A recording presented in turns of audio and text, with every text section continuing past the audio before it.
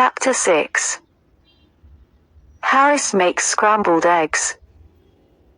As soon as the cover was in place, we started to prepare supper. We wanted some hot water to make tea.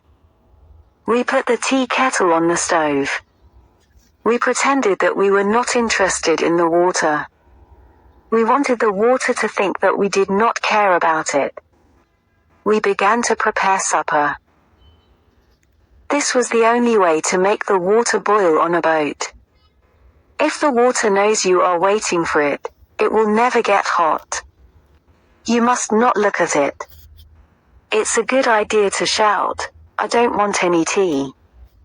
Do you, George? George shouts back, "Oh, no. I don't like tea. I'll have milk." And you, Harris? Tea is terrible. I never drink it. I'll have lemonade. This makes the water very angry. At this point, the water will boil.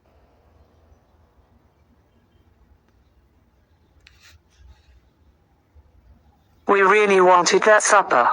We needed that supper. For 35 minutes nobody spoke. We just ate and ate. Finally, we all had full stomachs, and we were happy.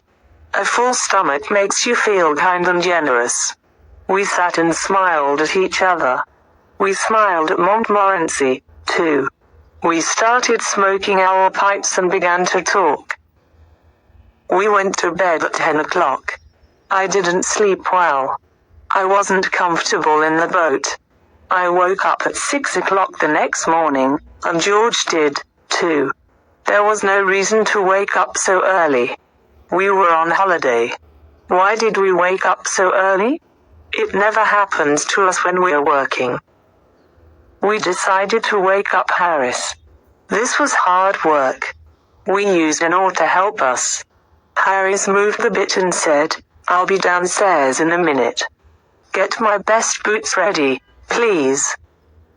We tried again with a boat hook. Harris sat up suddenly and Montmorency fell off the bed. We pulled up the canvas cover and all four of us looked out at the river. We were very cold. We had planned to go swimming, but the water looked so cold and wet. "Well, who's going swimming first?" asked Harris. No one wanted to be first. George decided to get dressed. Montmorency barked with horror at the idea. Harris went to look for his trousers. I decided to go to the riverbank and throw some water on myself. I held onto the branch of a tree as I moved to the water. It was very cold and I decided not to go in. I wanted to go back to the boat. But suddenly, the branch of the tree broke. I fell into the river along with my towel. I also drank about a bottle of Thames water. Good heavens. Old Jay is in the water, Harris said. How's the water? George asked. It's lovely, I answered. Why don't you come in? Nobody wanted to try the water. When I got back to the boat, I was very cold. I wanted to put on my shirt, but it fell into the river. This made me angry. George started laughing. I don't see anything to laugh at, I said. George laughed even more. I never saw a man laugh so much. I was cold and furious. I was trying to get my shirt out of the river. George was laughing louder and louder. Stop laughing, you stupid idiot, I shouted. When I finally pulled the shirt out of the river, I saw that it wasn't mine, it was George's shirt. I started laughing too. I laughed so much that I dropped the shirt into the river again. Aren't you going to get it out? Said George, who continued laughing. I didn't answer him for a while, because I was laughing so much. At last I said, "It isn't my shirt. It's yours." I never saw a man's face change so quickly. "What?" he shouted. "You donkey. Why can't you be careful with things? Why don't you go and get dressed on the riverbank? People like you don't know how to live on a boat." I tried to tell him how funny it was, but he didn't understand. George is a little slow at understanding jokes sometimes. Harry said, "I'm cooking scrambled eggs for breakfast this morning. Once people try my scrambled eggs, they always want them." He was quite famous for his scrambled eggs. George and I got the stove and the frying pan ready. Then we looked for the eggs that weren't broken. We found only 6 of them. "Now you can start," we said. Breaking the eggs was difficult for Harris. The eggs got on his trousers and went up his arms. He put 6 eggs into the frying pan. Then he sat down by the stove and mixed them with a fork. George and I saw that it was difficult work. Harris often burned his fingers. Then he danced around the stove. He waved his hands in the air and shouted. George and I thought that this was an important part of his cooking method. We didn't know what scrambled eggs were.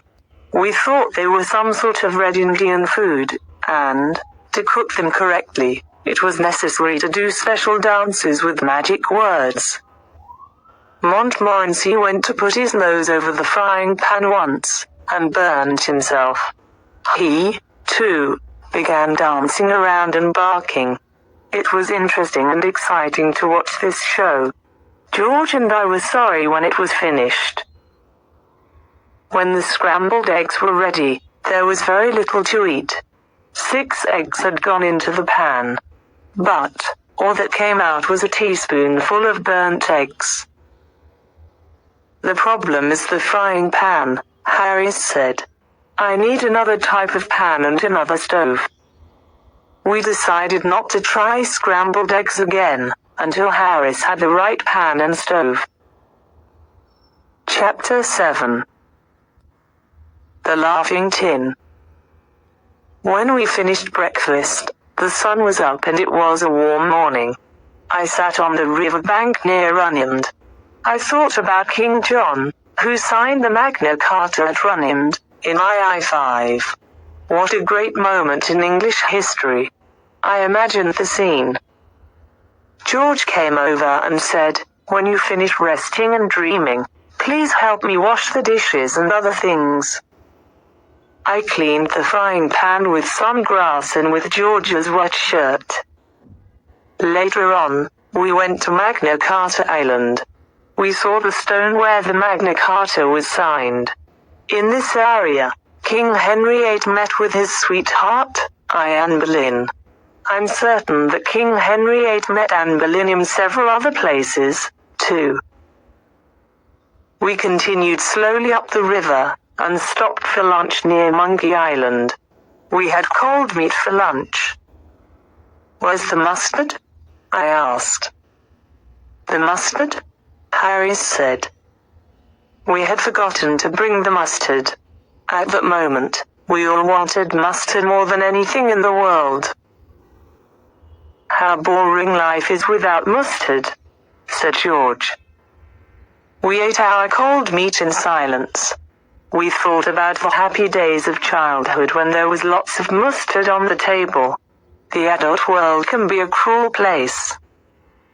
All 3 of us loved tinned fruit. George brought out a tin of pineapple. This was perfect to make us forget the mustard. We felt that life was smiling at us again. "Look at the picture on the tin," said Harris. "Ah, I can't wait," I said. "I am dreaming about the sweet juice," George said. Harris got a spoon ready. Then we looked for the tin opener. We took everything out of the 2 hampers. We took everything out of the bag. We looked in every corner of the boat. There was no tin opener. Harris tried to open the tin with a little knife, and he cut himself. George tried to open it with a pair of scissors. The scissors flew up and almost cut his eye. I tried to open it with a piece of metal. I did something wrong, because I fell into the river. The tin flew away and broke a teacup. Then we all got angry. I started hitting the tin with a piece of wood. Harris hit the tin, and so did George. We changed its shape. We made it square. We made it round. Then we made it flat. But we still couldn't open it. The tin looked at us and seemed to be laughing. It was ugly and it frightened us. I threw it in the river. Then we rowed away and didn't stop until we reached Maidenhead. It was evening and a strong wind started blowing. The wind was behind us and we put up the sail quickly. The wind blew and the boat flew up the river. I was steering the boat, and George and Harris were enjoying the trip. Sailing is exciting. It's almost like flying. You feel that you are part of nature. We were alone and we flew along the river. Far in the distance, we saw a small fishing boat. There were 3 fishermen in it. The sun was going down, and there was a red light on the water. The river seemed magic. It was like a dream. We felt that we were sailing into a strange land. We did not sail into a strange land. We sailed straight into the fishing boat with the 3 old fishermen. At first, we didn't know what was happening. But when we heard the bad words that came from the other boat, we knew we were near people. We also knew that those people were not happy. The 3 old fishermen fell off their seats. There were fish all over them. They slowly tried to get up. As they did this, they cursed us. They didn't curse us with common curses. They used long, special curses. They also cursed our parents, families, friends, neighbors, pets and jobs. These curses were for the present and the future. Harris stood up and said, "Be thankful for a bit of excitement in your lives. Your lives must be so boring, just sitting and fishing all day. My friends and I are very unhappy to hear men of your age use such bad words." The 3 old men did not agree with Harris. "I'll steer the boat now, Jay," said George. "An intelligent man like you must do better things. Leave the steering to me, before we all drown." Chapter 8 Montmorency meets a cat. At Marlow, we left our boat by the bridge. We spent the night at the Crown Hotel. The next morning we went swimming before breakfast. On the way back, Montmorency met a cat. Montmorency and I don't agree on cats. I like cats. Montmorency doesn't. When I meet a cat, I stop and say hello. I pet it gently. The cat is happy, and I am too. When Montmorency meets a cat, the whole street knows about it. A lot of bad words fly through the air. As soon as Montmorency saw the cat, he barked with happiness. The cat was walking slowly across the street. Montmorency ran after the cat. But the cat didn't run. He didn't understand that his life was in danger. This cat was big and black. It had half a tail, half a nose and only 1 ear. It was a clever street cat. Montmorency is a courageous dog, but the cold eyes of that cat terrified him. The cat stopped in the middle of the road and looked at Montmorency.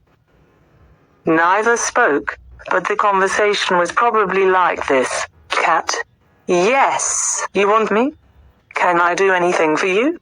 Montmorency, No thanks. Cat, if you really want something, please tell me. Montmorency, oh, no, not at all. Don't disturb yourself.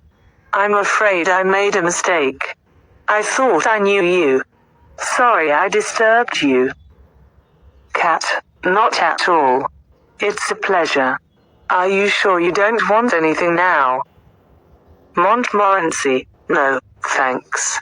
Nothing at all, thanks. Very kind of you. Good morning. Cat, good morning. The cat got up and walked away.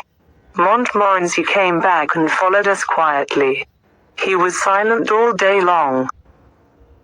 To this day, if you say the word cats to Montmorency, he'll stop walking. Then he'll look up at you, as if to say, please don't. After this, we did our shopping, returned to the boat and continued our trip up the river. At Hambledon Lock, we discovered that we had no water. We went to the lock keeper to ask for some. George spoke for us. With a friendly smile he asked, "May we have some water, please?" "Certainly," said the old lock keeper. "Take as much as you want, and leave the rest." "Thank you very much," said George, looking around. "Where is the water?" "It's where it always is," said the lock keeper. "It's behind you." George turned around and looked. "I don't see it." "What? Where are your eyes?" the lock keeper said. He took George's arm and turned him around. "Oh," George said. "But we can't drink the river." "No, but you can drink some of it," said the lock keeper. "I've drunk river water for the past 15 years. "Well, sir, I don't think you look very healthy after drinking all that river water. But thank you anyway," George said. We left the lock keeper's place and we found some water at another house. We towed the boat past Henley and stopped near Wargrave for lunch. We were sitting in a green field near the river. Harris was cutting a meat pie. George and I were waiting with our dishes. "I need a spoon," said Harris. The hamper was behind us. George and I both turned around to get a spoon. In 5 seconds, we had the spoon. When we turned back, Harris and the meat pie were gone. Disappeared. It was a wide open field. There were no trees nearby. Harris did not fall into the river, because the river was far from us. George and I looked all around. Then we looked at each other. "Has he gone up to heaven?" I asked. "Angels don't take meat pies to heaven," George said. "You're right," I agreed. "Then there has been an earthquake," George said. I am sorry he had the meat pie with him. Sadly, we looked at the place where Harris and the meat pie were sitting. Then, with horror, we saw Harris's head, only his head. It was in the grass. His face was red and furious. George was the first to speak. "Say something. Are you dead or alive? Where is your body?" "Oh, don't be an idiot," Harris shouted. "I think you made this happen. You told me to sit there. It's your stupid joke. Here, take the pie." Harris didn't know it, but he had been sitting next to a big hole. The long grass covered it. He fell into the deep hole without knowing anything. At first, he thought that it was the end of the world. Harris still thinks that George and I planned it all.